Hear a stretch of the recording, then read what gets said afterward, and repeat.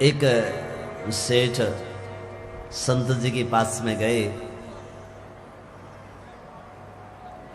होगा भगवान री भक्ति करनी चाहो पर कहीं करो पया घना खर्च वे, रुपए बहुत लगते हैं। जब पंडित जी के पास जाते हैं तो पंडित जी कहते 56 प्रकार का भोग लाओ, ये लाओ, फल लाओ, सामान लाओ, माला लाओ, ये सब। पंडित सेठ जी ने कहना पया तो होता पर कंजूस घना होता, तो पैसे खर्च नहीं कर पा रहे थे। देखो सेठ जी ने अपनी मंदरी बात एकदम खोलन संत जी के आगे रख दी।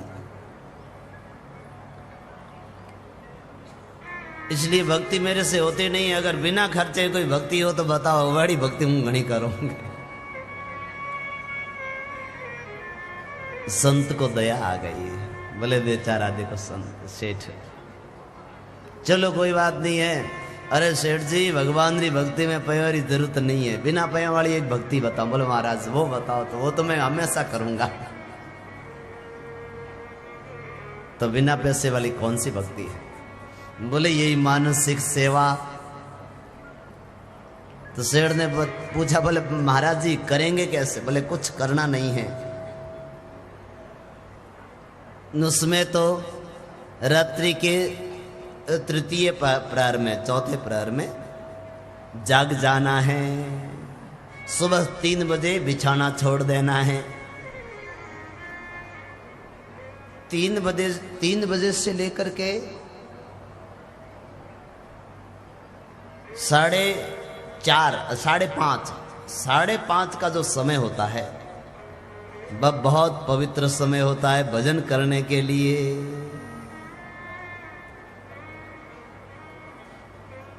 कोई व्यक्ति भजन नहीं करे पर उठ जाता है 4 बजे, तो भी उसका कल्याण हो ही जाएगा,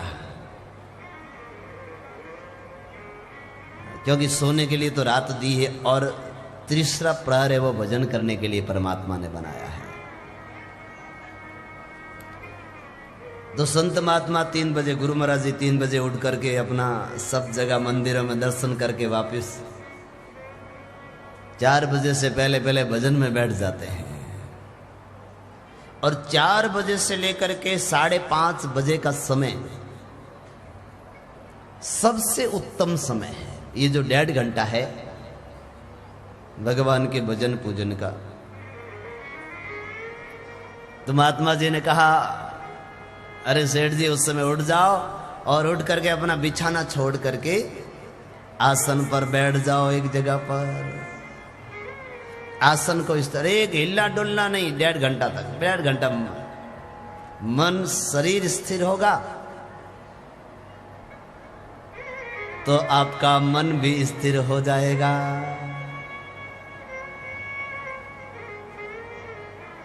संत जी ने पूछा आपको कौन से भगवान बढ़िया लगते हैं? मन जैसे पहले भगवान राम जी अच्छा लगे, कृष्ण जी अच्छा लगे, शिव जी बढ़िया लगेगा। तो सेठ जी से पूछा कौन से भगवान बढ़िया लगते हैं? बोले मन तो छोटा सा छम छम करता हुआ कन्हैया बहुत बढ़िया लगता है, बाल स्वरूप कृष्ण का बहुत सुंदर है। संत जी ने कहा कोई बात नहीं है, तुम बैठ करके कृष्ण का ध्यान करो और सबसे पहले मानसिक स्नान करो। गंगा जी जा रहा हूं या जमुना जी जा रहा हूं स्नान करने के लिए, और स्नान करने के लिए जाओ तो साथ में घड़ा लेकर के जाओ। घड़ा कौन सा? मिट्टी वाला? अरे भाई पया तो लागण वाला नहीं, तोम्बेर घड़ो ए बाग है तोम्बेरो, कोई के वाला पीतल लो। अरे घड़ो लेनो ही है तो मंदरो लेनो, घड़ो तो चौंधरी ले लो, कहीं फर्क पड़े। ठाकुर जी के लिए अच्छी से अच्छी वस्तु, पयो तो एक भी लागणो को नहीं, कार्य मनु काम करना है। तो बढ़िया चांदी का घड़ा लेकर के गए, स्नान किया और घड़ा चांदी का भर करके ले आए, गंगा जल से, जमुना जल से। फिर आए, घड़ा रखा और देखा कि अभी ठाकुर जी बाल है तो सोए हुए हैं।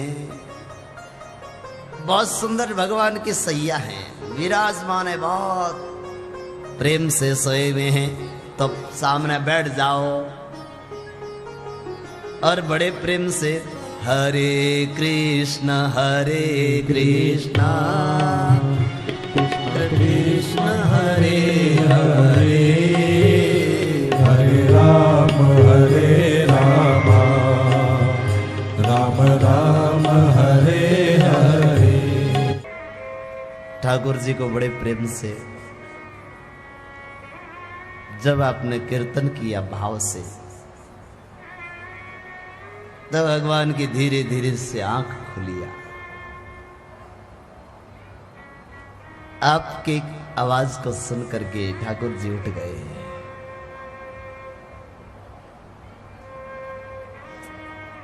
उठने के बाद में बढ़िया सुंदर चांदी के सिंहासन पर विराजमान कराओ।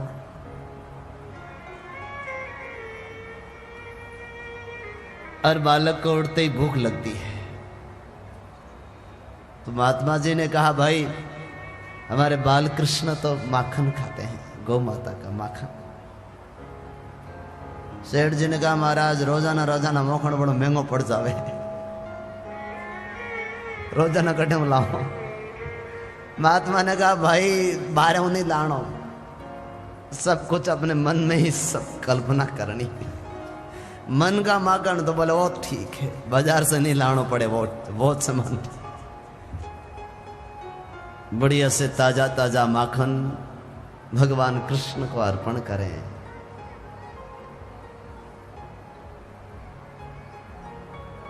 फिर गंगा जल से जमुना जल से स्नान कराएं और उसके बाद बढ़िया दूध तैयार करें।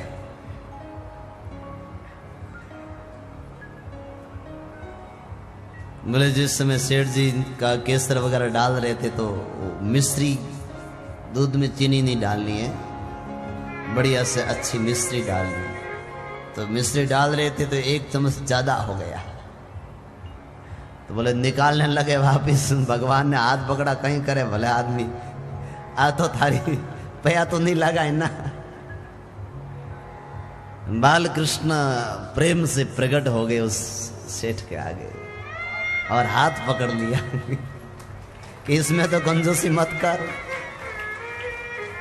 मन से जो करो उसमें भी कंजूसी है। फिर ठाकुर जी को बढ़िया से सुंदर दूध खिला पिला करके बैठा करके बड़े प्रेम से आरती करें और आरती करने के बाद बहुत प्रेम से कीर्तन करें। जितना ज्यादा ठाकुर जी के चरणों में, चाहे 5 मिनट 10 मिनट कीर्तन करेंगे, उतना ही भगवान बहुत जल्दी हमें अपने पास में लगेंगे कि हमारे पास में है भगवान।